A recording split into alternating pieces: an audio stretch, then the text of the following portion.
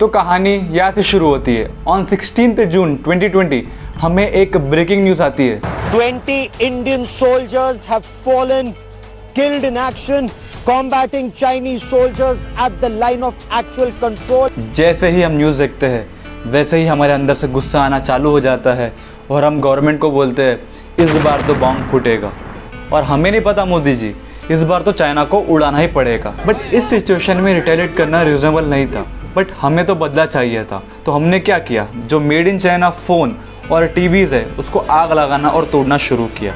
ऐसे तोड़ते तोड़ते तोड़ते गवर्नमेंट के कान में आवाज़ चले गई और गवर्नमेंट ने बोला अब तो ये चाइना का माल नहीं चलेगा, चलेगा तो इंडिया का चलेगा। तो गवर्नमेंट ने बोला चलो हम वापस से मेक इन इंडिया को प्रमोट करते हैं, जिसके कारण जो मैन्युफैक्चरिंग और प्रोडक्शन यूनिट्स है सब इंडिया में आएंगे और जो एम्प्लॉयमेंट का रेशो है बढ़ेगा। कुछ ही दिनों बाद ऑन 29 जून 2020 को गवर्नमेंट ने बड़े ही प्यार से टिकटॉक और 50 अदर चाइनीज़ ऐप्स को बैन किया और मोदी जी ये बोले कि आत्मनिर्भर भारत। जैसे ही हम आत्मनिर्भर बनने की कोशिश करते रहते हैं वैसे ही हमें पता चलता है कि इंडिया का जीडीपी -23.9% गिर गया है। फिर भी हम अपना हौसला जगा के आगे बढ़ते रहते हैं। वैसे ही हमें एक ब्रेकिंग न्यूज़ आता है कि पबजी को बैन कर दिया गया।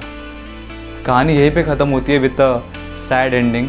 ये कहानी तो सैड एंडिंग से ख़त्म हुआ, पर मैं आपको एक इंटरेस्टिंग सा एंडिंग देने वाला हूँ। तो चलिए हम बात करते हैं जीडीपी के बारे में। जीडीपी गिर गया कितना, -23.9%। कुछ ज़्यादा नहीं गिर गया।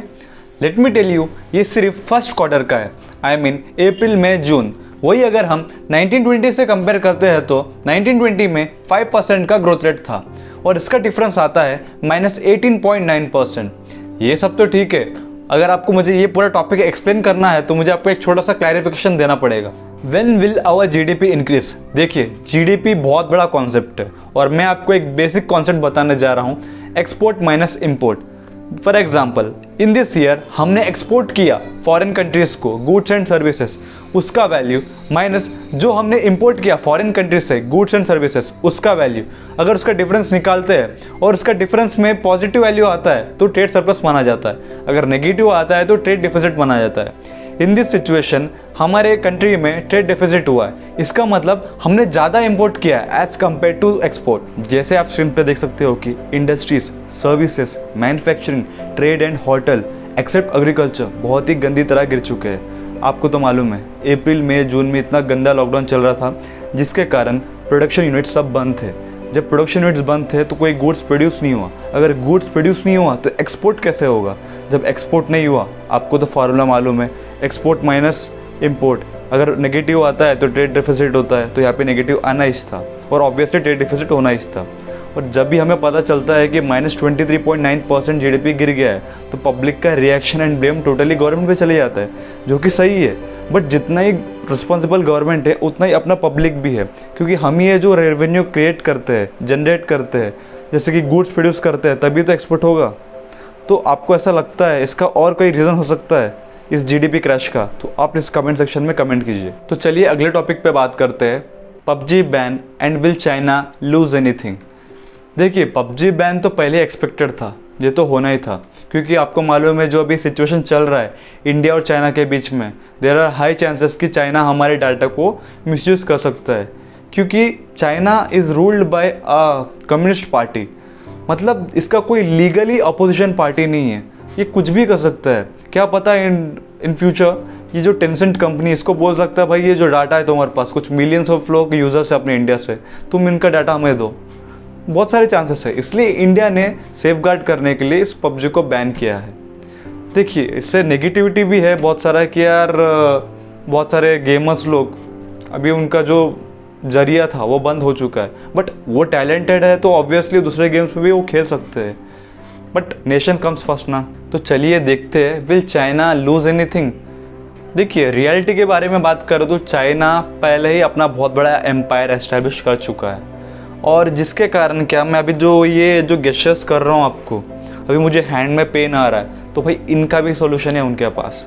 मतलब छोटे से छोटे प्रॉब्लम का उनके पास सोल्यूशन है। वहाँ पे हर एक इंडिविजुअल कुछ ना कुछ करता रहता है। फिर भी रिसेंटली हमारे इंडिया ने मेक इन इंडिया को प्रमोट करते हुए जो भी मैन्युफैक्चरिंग यूनिट्स है वो सब इंडिया में एस्टेब्लिश करने बोला है।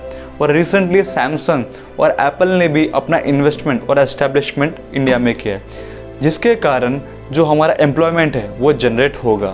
और ये एक पॉजिटिव नोट है अपने लिए। रिसेंटली पबजी को भी बैन किया है, जिसके कारण विद इन 1 डे में उन्होंने $32 बिलियन का अमाउंट लूज़ किया है। और हाँ, ये तो सिर्फ एक ऐप का है, और कितने ऐप्स बैन किए गए और कितना अमाउंट लूज़ किया होगा। तो अब इन फ्यूचर में जो चाइना से भी दूसरे कंपनीज होंगे वो आके या पार्टनरशिप या इनसे काम नहीं करेंगे ऑब्वियसली, क्योंकि जो इश्यूज चल रहे हैं। तो हमने ऑटोमेटिकली इनका जो मार्केट है खा लिया है। अब कोई भी इनका मार्केट शेयर नहीं रहेगा इंडिया में। It is like proud to be an Indian. तो चलिए राम बाबू का रिएक्शन देखते हैं ऑन पबजी बैन। అయ్యో బాబోయ్, మోదీ తాత ఎంత పని చేస్తాడురా బాబోయ్, మా జీవితాలతో ఎందుకు ఆడుకుంటారా బాబు నువ్వు? పబ్జి బ్యాన్ చేస్తావేంటి? తెల్లవారు లెగ్సి కానీ రాత్రి వరకు నేను ఆ పబ్జి గేమ్ ఆడి ఆడి అదేదో ర్యాంక్ పూసాట, డైమండ్ ర్యాంక్. మరి ఏం చెప్పాలో అర్థం కావట్లేదు. కొత్తగా ఏదో రాయల్ పాస్ కూడా తీసుకున్నా, అన్నీ దొబ్బేసి. మామా నెక్స్ట్ ఏంటి? నెక్స్ట్ ఏంటా, అదేదో కొత్తగా FOW-G ఏదో గేమ్ వస్తుందట, అది ఆడేస్తాం మరి మేము. మామా అది FOW-G కాదు, FOWG. అవును తెలుసులే, కానీ మాకు పెద్ద నువ్వే చదివినట్టు మాకు చెప్పేస్తావు ఏంటి? మాకు కూడా తెలుసు స్పెల్లింగ్లు. ఏంటి నువ్వు ఇక్కడ ఏం చేస్తావు? నువ్వు ఒక పని పోవట్లేదేంటి? నువ్వు ఇక్కడ దొబ్బి ఎక్కడి నుంచి నువ్వు? నాకు కనిపించక మళ్ళీ పిచ్చిన కొడక. మామా కూల్, మామా కూల్.